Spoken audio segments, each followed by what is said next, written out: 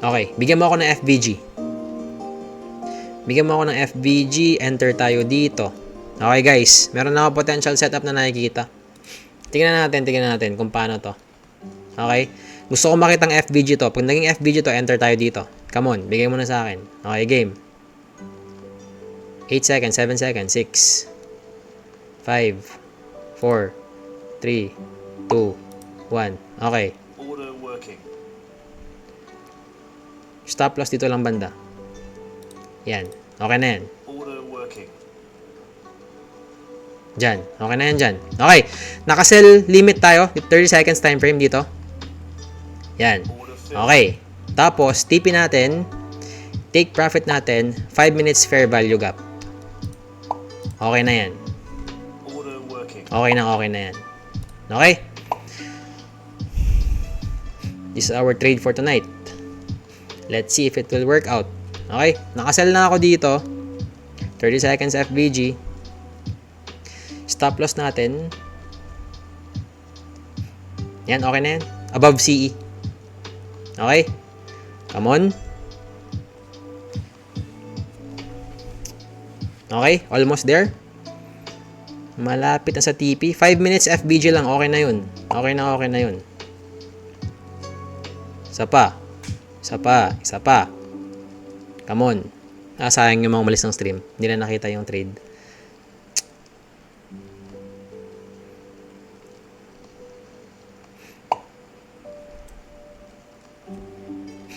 Okay, 1 minute time frame. Anong meron? Ba't nababagalan ako? Okay, so possible, mataas yung chance. Come on, dito lang. Okay na ako dito na TP na to. 5 minutes time frame. Gusto ko makitang punta siya sa FBG na to. Yan. Bago siya tumaas. Gusto ko munang pumunta sa FBG na to. Okay, yun yung gusto ko makita.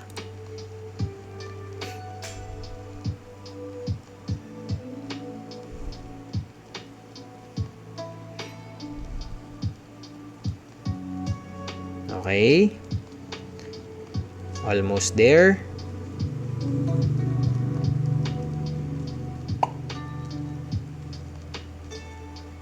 One minute time frame.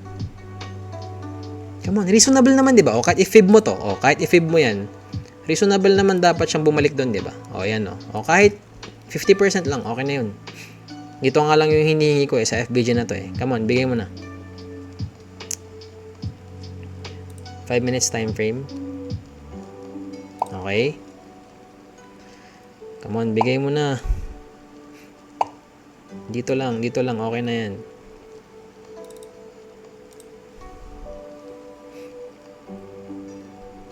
Okay, valid pa rin naman. Valid pa rin yung sell ko. Wala pa akong nakikitang sign na gusto niyang tumaas. Valid pa rin. Kahit yung ES, dapat puntahan niya muna tong 5 minutes FBG na to bago siya tumaas ng sobra. Yun yung gusto kong makita.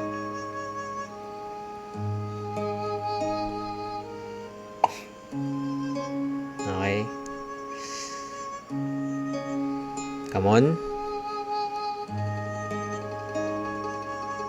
Nasa macro naman tayo, di ba? Gusto ko isang malaking purge dito. Yun yung gusto kong makita. Akala ko ba 10 points trade ka lang? O naka 20 points ka na, hindi mo pa rin kinikil. Ngayon lang ako hihingi ng mahigit 20 points. Reasonable naman siya, di ba? Reasonable naman siya, balikan niya yung FBG ng 5 minutes bago siya todong tumaas, di ba? Yan.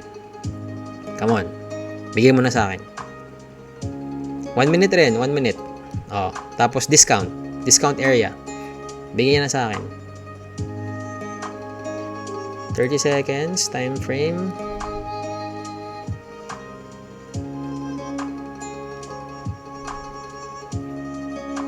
Okay. Let's move our stop loss here. Okay. Okay na yan. Isa pa.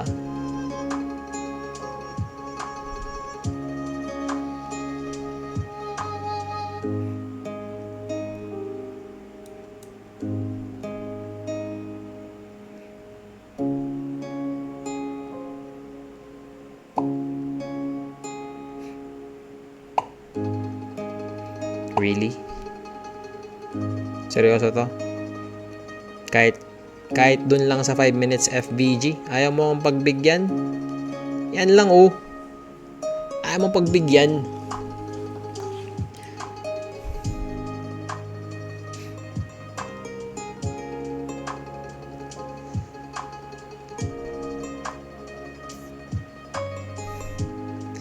Nakakaewan talaga.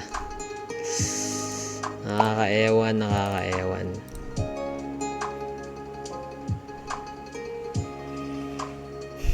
2 minutes time frame. Anong meron sa 2 minutes time frame? Oh, breaker pa to. I-tap niya lang tong breaker na to. 3 minutes time frame. Oh, may OB pa pala oh. OB sa 3 minutes time frame. Kahit dyan lang. Pagbigyan niya lang ako. Dito lang. Okay na yan dapat. Hit niya muna yung OB sa 3 minutes time frame bago siya tumaas ng sobra. Ganun yung gusto kong makita. Ganun yung malinis na price. Break mo yung low na yan. Tapos, ibagsak mo ng sobra. Isang bagsakan ng sobra. Bigay mo sa akin to.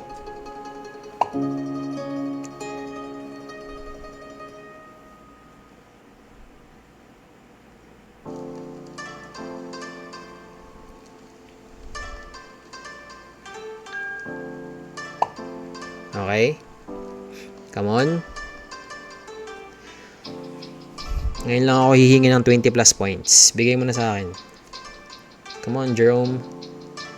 Come on, Jerome Powell.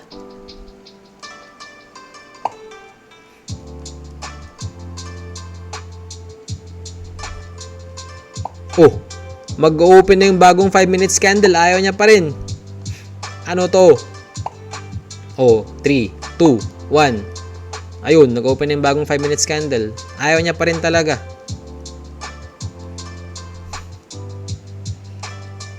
Really, bro? No bottom wick. 5 minutes candle.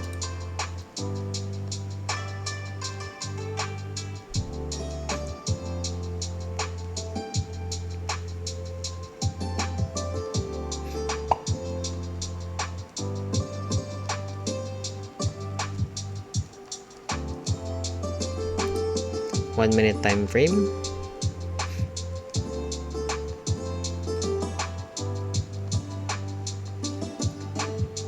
Last trade to guys. One lang. One trade lang talaga. One trade lang. Hindi na pwedeng hindi ako pwedeng mag second trade. Sobrang trash ng price action, promise. Tapos 11 na rin. Ayoko nang mag-trade pa pag natalo tong trade na to. Sobrang trash, promise. 5 minutes candle. Oh. Tama naman yung ginawa niya pero dyan lang oh. Kunin mo lang yung FVG at saka OB na to. Bigay mo na sa akin to.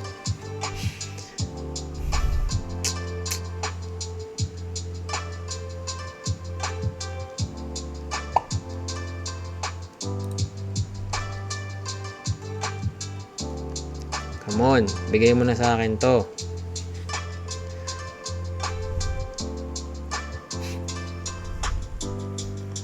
Ibibigay ba niya?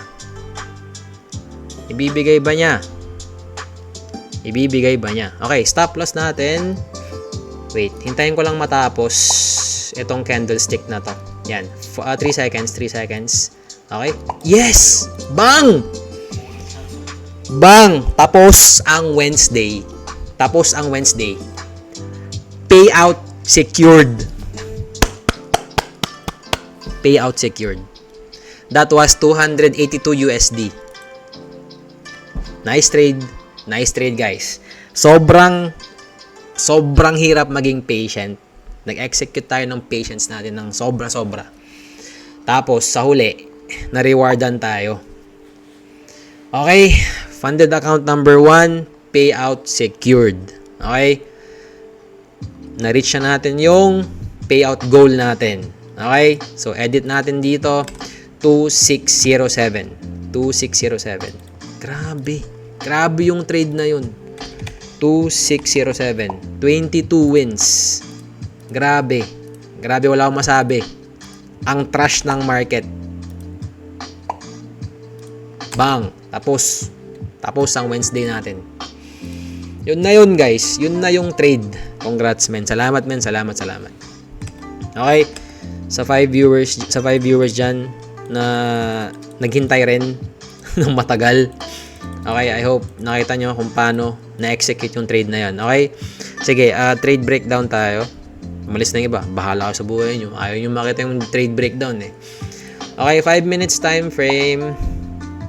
Hayaan mo na to nangyari na to. Wala tayong pakialam dyan. Hindi niya kinuha yung sell side bago tumaas, trash price action. Ang gusto natin makita dito is nag-take siya ng buy side liquidity. Eto, kaya minamarkahan ko yan. Okay, nag-take siya ng buy side liquidity. Okay? Tapos, sa 1 minute time frame, hirap na hirap siyang tumaas. Kitang-kita nyo naman. Sobrang hirap. Okay? Hirap na hirap siya. Tapos, nakita ko kasi, etong candlestick na to, na-violate kasi to. Na-violate to. Yan. Tapos, pumunta ako ng 30 seconds time frame. 30 seconds time frame. Nakakita ko ng FBG dito. Yan. Tapos, nag-enter ako sa FBG na yan. Ang TP ko, yung kanina, sinasabi ko, dito lang sa 5 minutes FBG na to. Yan. Okay na yan. Kasi, ang healthy price action, kailangan niya munang pumunta dito sa FBG na to bago tumaas.